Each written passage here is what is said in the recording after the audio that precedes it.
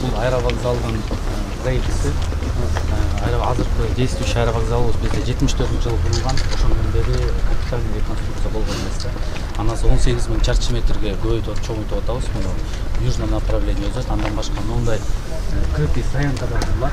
Бул жерде 600 машина галерея менен аэровокзалга кирип кетет. Аэровокзалга кирип кетет. Андан башка канча этаж болот? 3 этаж болот. 18.000 квадрат болот. Бул болсо биздин проект Манас 2ники. Манас 2ди сыртынан ушундай ак мрамор менен жазалат. Ичинде дагы полностью жаңы капитальный ремонт болот. Премьерский залдын жери, ар жагында президентский, спикерский зал бар. Аны расширение болуп атат бул жакта. Бул жерде Сандыкожоевич бизде биздин генплан. Бул жол менен келатканда биз ортодон бул жерден кольцевой курабыз. Бул кольцевойдон бизде бул жерге 3 гектар жерге авиапарк куруп атабыз. Музей болот бул жерде. Эски самолеттор. Эски самолеттордун баарын коюп, андан башка бул жерде фудкорт болот, детский эмелер бар, балдарды, школьниктерди алып келип авиация менен тааныштырган. Анан болсо бул биздин жанагы действующий азыркы жолубуз, бирок буга альтернативный биз жол жасайлы деп атабыз бул жерде. Эмки жылы азыр проект жазылып атат, эмки жылы бул жерден жасайбыз, а бул болсо правительственный Манас 2ге келип эле токтой турган жол болуп калат да. Бул биздин учуп кону тилкебиз.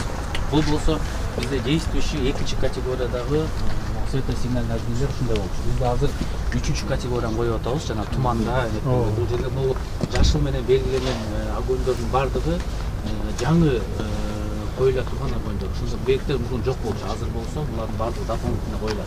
Ушул самолетко берген услугалардын баардыгын азыр четинен автоматизация кылып атабыз. Бизде өзүбүздө да турат. Уруксат берсе сизге да чыгарып беребиз. Кийин сиз көрүп турасыз канча акча түшүп атат аэропортко, канча пассажирлар кетти. Ошонун баарын автоматизацияга алып келип атабыз азыр. Жаңы системаларды киргизип атабыз. Бул болсо оборудование Сандыкожоевич азыркы биздин учуп кону тилкеде колдонулуп аткан оборудованиялар. Могу керинди биз эмеден чыгардык, могу стоянкадан чыгардык, Лима, Жулетте. Ушундай слой керин чыкты мына. Бул бетон, бул болсо асфальт, учуп кону тилкесинде колдонулган асфальт. Бул болсо ошо материалдар ошол асфальтка кошула турган, жасай турган материалдар. Булар болсо жанагы биздин огни, светосигнальный огни деп коет. Уже бул диодныйлар. Мурун болсо жана галогенный болчу, диодный эң азыркы талапка жооп бере турган эң современный оборудование болчу. Ошолордун баардыгынын түрлөрү, берген түрлөрү. 3,5 миллиард сомго 40 миллиондон ашык долларга биз мындай техникалар сатып алдык. Ол сөчүн мындай көп жылдан бери аэропорт бир эле жолу жайкадан бекер грант кол алынган экен да. Биз болсо өзүбүздүн каражатка мондайдан үчөөнү сатып алдык. Бирөөсү эле 526 миң доллар туратындайчы. Мындан 6-ны сатып алдык Россиядан. Региональный аэропорттордун баарында ушундайларды коюп атабыз. Пожарный машиналар. Мурун МЧСтен колдончукпузчу. Булар бүт спецтехникалар. Бул болсо учактарды жылдыра турган техника. Булардын дагы бүт современный эмеден французский компания ТЛДден алдык булардын баардыгы. Булар болсо жанагы воздушный суднаны, учактарды сүүсүн алмаштырып, санузелдерди тазалай турган техникалар. Бул болсо багажный лента бизде, багажный тележкалар. Булар тягачтар, ошол тележкаларды ташый турган. Булар болсо источник наземного питания и печкалар. Буларда бардыгын бирден алып, региональный жана аймактык аэропортторго коюп. Булар болсо биздин спецтехникалар жана кар тазалаганга, чөптөрдү могу эмелерде тондорду тазалай турган. Грузовой терминалыбызга алынган техникалар булар. Бул жерде болсо биздин Осман Ойл деген операторубуз бар, жана керосин иштеген. Ошондойго мондан 6 ушундай машина алдык. Булар дагы кымбат машиналар, $4,000 турган машиналар, ушундайларды алдык. Өзүбүздө азыр толугу менен биз жаап алабыз да.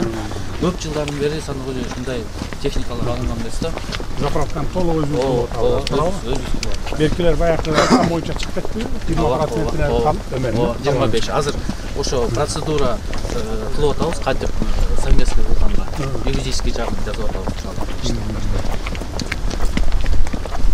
Тиги жакта да мына автобустар турат, алардын да баардыгы жаңы алынды.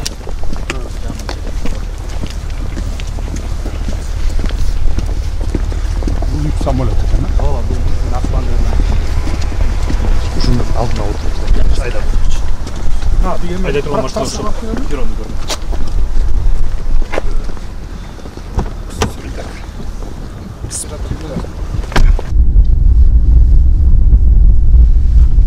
Бул жактан баштап уже жаңы покрытиялар кетти бизде.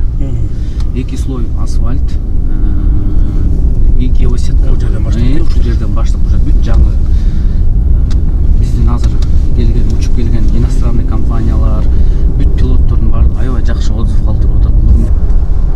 Бул күйүп турган көктөр, булар еще эски. Азыр жаңы алмаштырып келе атышат. 1,5 айдын ичинде булардын баардыгын бүтүрүп жаңыланып бүтүшөт полностью. Анан специально өзүнүн бир процедурасы бар, ошону бүтүрөбүз. Ошондон кийин уже декабрда уже бизде жаңы категория менен 3-чү категория менен кудай буйрса иштеп баштайбыз. А мына для сравнения мен эскилеринде көргөзүп койдум, чтобы көргөндө көрсөтүп контраст кандай. Булар алмашылат да. Бүт алмашылат. Азыр постепенно жасап келе атышат. 1,5 айдын ичинде полностью бүтүшөт. Срок боюнча булар опережение менен кетип атат 1 ай менен. Пилотторго авиакомпаниялар келип өздөрү аудит кылышат да биринчи учуш үчүн. Анан алар келип биздин полосаны көрүп аябай жакшы отзыв калтырып атышат да. Анткени ар бир авиакомпания баягы шассиси талкаланат да, начар болсо. Анан ошого калтырап титирегенде өлөт да, дөңгөлөктөлөт. Неме ходовойдо кетет да баягы. Системасы. Системасы.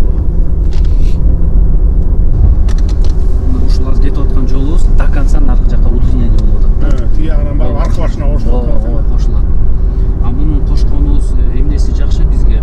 Самолеттор интенсивность көбөйгөндө келип конгондо сразу бул магистралга бурулуп кетип чыгып кетет. Освобождать этип коет. Конгонго кийинки самолетко эрте бошотуп берет. Бул освещениялардын баарын Сануркожо жаңы алмаштырды. Мурун тусклый болуп турчу, эски, азыр уже диодно койдурдум жакачы. Булардын баары жаңы коюлду. Ардактуу мекендештер, урматтуу авиациянын кызматкерлери, бүгүн мен өлкөбүздүн негизги аба дарбазасы Манас эл аралык аэропортунда жүрүп жаткан реконструкция жана кеңейтүү иштеринин жүрүшү менен таанышканы келдим. Бул аэропорт Кыргызстандын эл аралык кадыр баркы өлкөбүздүн жүзү болуп эсептелет. Учак аркылуу Кыргызстанга келген ар бир меймандын өлкөбүз тууралуу алгачкы пикири дал ушул жерден калыптанат. Кыргыз авиациясы мамлекетибизди чөлкөмдүк авиациялык борборго айлантуу максатын ишке ашыруу аркылуу Борбор Азиядагы эң өнүккөн, атаандаштыкка жөндөмдүү инновациялык тармактардын бири болоруна ишеничибиз бекем. Учурда Манас эл аралык аэропортунда учуп конуу тилкесин жана рулеждук жолдорду жаңылоо, жарык берүүчү жана аэродром жабдууларын жаңыртуу, аэробекет комплексин кеңейтүү сыяктуу масштабтуу иштер жүрүп жатат. Буюрса, бул иштер аяктагандан кийин аэропорт эл аралык жарандык авиация уюмунун эң жогорку 3-чү категориясынын талаптарына жооп берет жана Кыргызстандын авиациялык мүмкүнчүлүктөрүн сапаттык деңгээлге чыгарат деп ишенебиз. Манас аэропорту жакынкы келечекте Борбор Азиядагы эң заманбап авиациялык хабтардын бирине айланат. Өлкөбүздүн негизги аба дарбазасында туруп, акыркы жылдары кыргыз авиациясы үчүн жаңы барак ачылып жаткандыгына, башкача айтканда, бул тармакта жасалып жаткан алгылыктуу иш-аракеттерге азын-олак токтолууну туура көрүп турам. Соңку 2 жыл ичинде Кыргызстан аэропорттору ачык акционердик коому өз каражатынын эсебинен жалпы 8 миллиард 186 миллион сомго жакын каражатты авиациялык инфратүзүмдү өнүктүрүүгө жумшады. 3 миллиард 356 миллион сомго атайын авиациялык техника жана заманбап жабдуулар алынды. Ал эми Osman Airlines авиакомпаниясы жалпы наркы 2 миллиард 385 миллион сом болгон 3 бомбардир Dash 8 учагын сатып алды. Бул аракеттер улуттук авиация өз мүмкүнчүлүгүнө ишенип, тармактын туруктуу өнүгүп, эл аралык деңгээлге ишенимдүү чыга баштаганын далилдеп турат. Мындан тышкары Osman Airlines авиакомпаниясы жакында орто аралыктагы багыттарга уча турган 2 заманбап учак сатып алууну пландап жатат. Бул демилге рейстердин жыштыгын көбөйтүп, багыттардын географиясын кеңейтүүгө жана жүргүнчүлөрдү тейлөөнүн сапатын жогорулатууга шарт түзөт. Муну менен авиакомпаниянын эл аралык рыноктогу позициясы бекемделип, Кыргыз Республикасынын транспорттук жеткиликтүүлүгүн жогорулатууга өбөлгө түзөт. Кыргызстан аэропорттору ачык акционердик коомунун жетекчилиги менен жалпы жамааты мына ушундай ары түйшүктүү, ары жоопкерчиликтүү милдетти аркалап ири долбоорлорду ийгиликтүү ишке ашырып жаткандыгын баса белгилеп айта кетейин. Биз чынында эле авиация тармагындагы реалдуу өзгөрүүлөрдүн күбөсү болуп жатабыз. Бул өзгөрүүлөр Кыргызстандын авиациясынын жаңы доору десем жаңылышпаймын. Буюрса, биздин аэропорттор дүйнөлүк стандарттарга жооп берген, жүргүнчүлөр үчүн коопсуз жана ыңгайлуу борборлорго айланып бара жатат. Мунун баары элдин ишениминин жана мамлекеттик колдоонун натыйжасында. Урматтуу замандаштар, авиация тармагында аймактарда да абдан маанилүү иштер аткарылып жатат. Ош эл аралык аэропортунда ири иштер жүрүүдө. Өзүңүздөр билгендей, азыркы учурда жаңы аэробекет комплекси курулууда. Ал бүтөөрү менен түштүк аймагыбызда жүргүнчүлөрдү тейлөөнүн сапаты кыйла жогорулайт. Кийинки жылы учуп конуу тилкесин реконструкциялоо менен ал аэропорту дагы 3-чү категорияга жеткирүүбүз мерчемделүүдө. Бул Кыргызстандын түштүк дарбазасы үчүн тарыхый жаңылануу болуп, өлкөнүн авиациялык потенциалын мындан ары дагы бекемдейт. Ал эми Нарын жана Талас аэропорттору жаңыртылып, жүргүнчүлөр үчүн ыңгайлуу шарттар түзүлгөн. Казарман аэропорту колдонууга даярдалды. Өткөн жылы Каракол эл аралык аэропорту пайдаланууга берилгенин жакшы билесиздер. Бул аэропорттор Ала Тоо резорт курорту менен бирге Ысык Көл облусунун туристтик өнүгүшүнө жаңы дем берет десек болот. Ошондой эле Тамчы аэропортунда да жаңы аэробекет комплекси курулуп жатат. Анын сыйымдуулугу саатына 450 жүргүнчүгө жеткирилет. Кыргызстандын эгемендик тарыхындагы эң ири авиациялык долбоорлордун бири Жалал Абад эл аралык аэропорту боюнча иштерибиз башталды. Жаңы аэропорттун жанынан өтө турган Кытай, Кыргызстан, Өзбекстан темир жолу жана айдын соңунда ачыла турган Кашкар аба коридору өлкөбүздүн транзиттик жана логистикалык мүмкүнчүлүктөрүн кескин кеңейтет. Бул долбоорлор Кыргызстанды Борбор Азиядагы маанилүү транспорттук борборлордун бири болуп, өлкөбүз үчүн жаңы экономикалык туристтик мүмкүнчүлүктөр ачылат.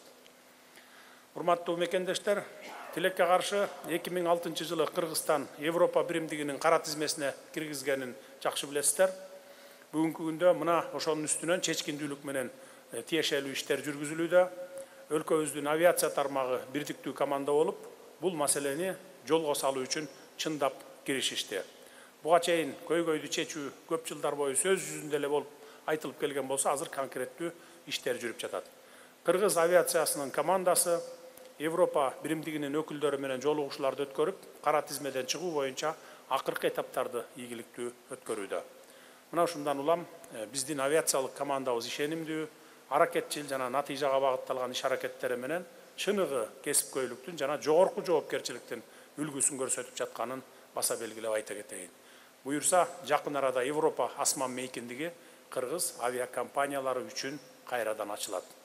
Бул тарыхый учур өлкөбүздүн эл аралык аброюн көтөрүп, жаңы инвестицияларды тартууга жана туризмди өнүктүрүүгө өбөлгө түзөт. Урматтуу авиация кызматкерлери, аткарылып жаткан иштердин баары мамлекеттин стратегиялык чечимдеринин жана силердин талыкпаган мээнетиңердин жыйынтыгы десек болот. Сиздердин талыкпаган эмгегиңиздердин аркасында өлкөбүздүн асманы ачык, аба каттамдары коопсуз болуп, өлкөбүздүн эл аралык аброю барган сайын артууда.